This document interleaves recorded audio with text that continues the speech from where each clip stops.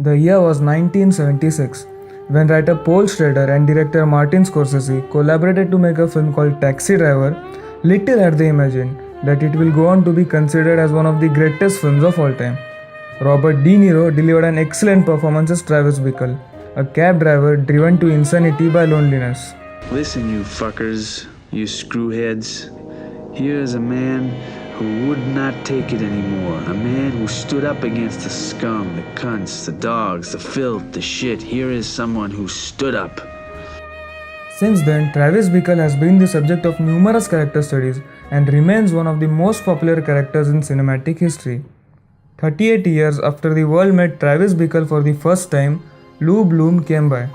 The brainchild of Dan Gilroy for his debut film Nightcrawler, Lou also exhibits traits similar to Travis, most notably loneliness and psychopathic behavior. What if my problem wasn't that I don't understand people, but that I don't like them? What if I was obliged to hurt you for something like this? In this video, we'll try to draw out the parallels between the two characters as well as the films.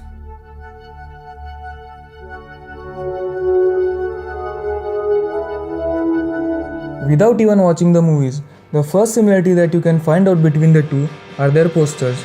Both the posters have a car in the backdrop and the lead character standing a few feet away from their cars.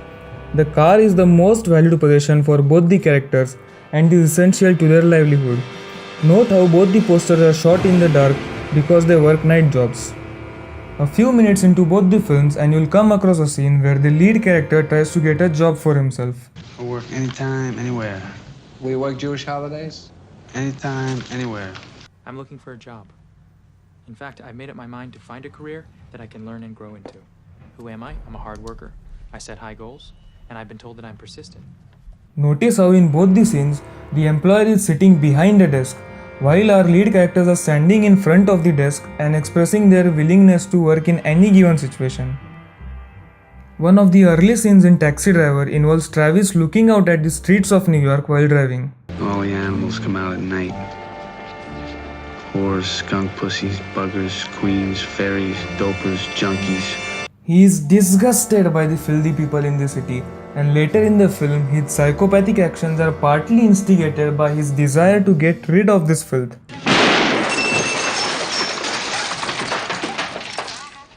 Nightcrawler also features a scene where we see Lou driving while looking out at the streets of Los Angeles.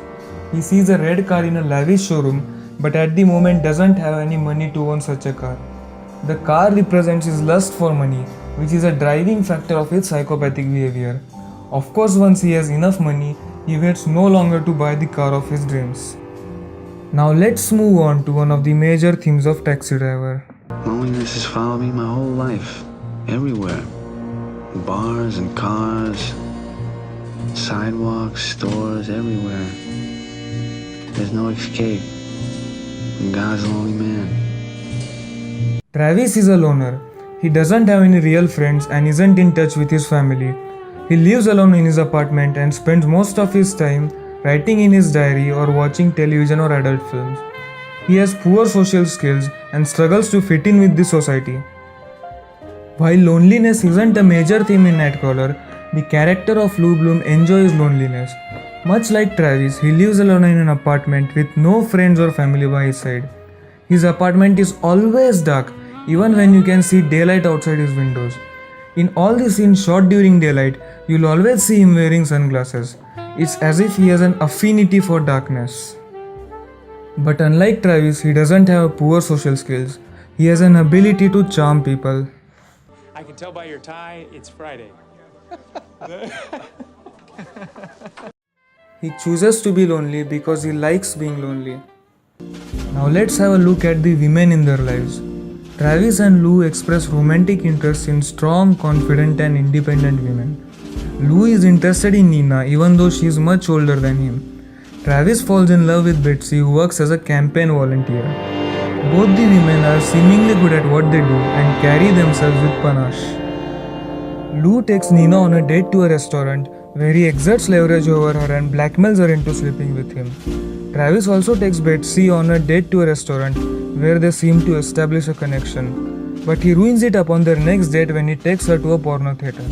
Though he doesn't intend to offend her, Betsy is disgusted and calls off the relationship. Needless to say, both the women had an unpleasant dating experience with our lead characters.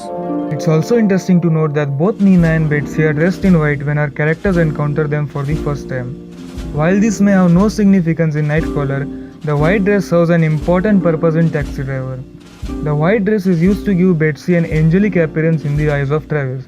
She appeared like an angel out of this filthy mess.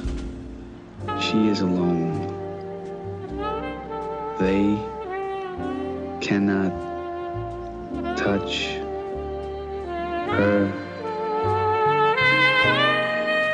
And of course, who can forget the iconic "You Talking to Me" monologue in front of the mirror? Lou Bloom also took some inspiration here and decided to vent out his frustration in front of a mirror. You talking to me? You talking to me? You talking to me?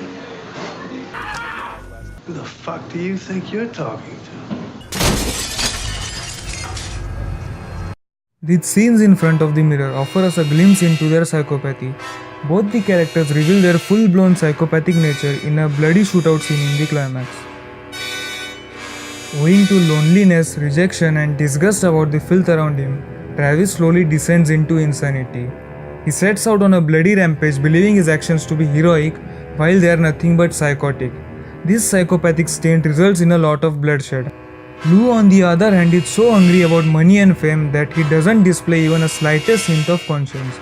He stages an encounter between a gang and cops which results in a few casualties.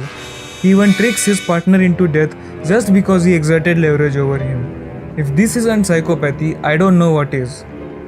An important point to note here is that while both Travis and Lou exhibit psychopathic behavior, Travis does have a conscience.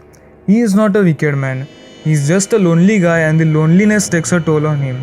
He just can't comprehend that his actions are psychotic rather than altruistic. On the other hand, Lou is a despicable character right from the beginning.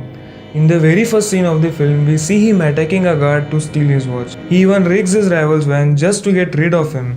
This clearly shows that the man doesn't possess a conscience. In addition to being a psychopath, Lou is also a megalomaniac. He enjoys power and likes to be in control of everything. When he coaxes Nina into sleeping with him, it is more about power than sexual desire. To quote Oscar Wilde, everything in this world is about sex except sex. Sex is about power. Lou has got the upper hand and he likes to leverage this power to coax an older woman into sleeping with him. It is this feeling of power that he enjoys. When he tricks his partner into death, we get to see both these sides of Lou. You took my bargaining power, Rick. You used it against me. You would have done it again. He feels threatened when his power is taken away from him. This shows his megalomaniac side. So much so that he gets his partner killed without a slightest feeling of guilt. This shows his psychopathic side. In the ending scene, we see that Lou has expanded his business and is training a team he has newly hired. I will never ask you to do anything that I wouldn't do myself. From whatever we have seen throughout the film, it's clear that this is just his way of luring in people. He isn't going to blink an eye before sacrificing any of them for his own personal gains. Travis isn't going to come out of his insanity either. As he drops off Betsy in the ending scene of the film, we get to see a hint of his maniac side again. He looks into the rearview mirror and feels a sudden rush of anger. He is still unstable beneath the surface. He is a ticking bomb who might explode any time again.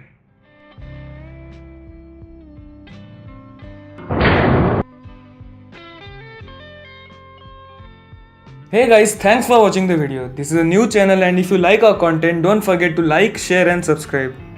You can consider supporting us on Patreon, which would mean great encouragement for us. You can follow us on our social media pages to stay updated. We'll see you here soon with another video. Thanks a lot.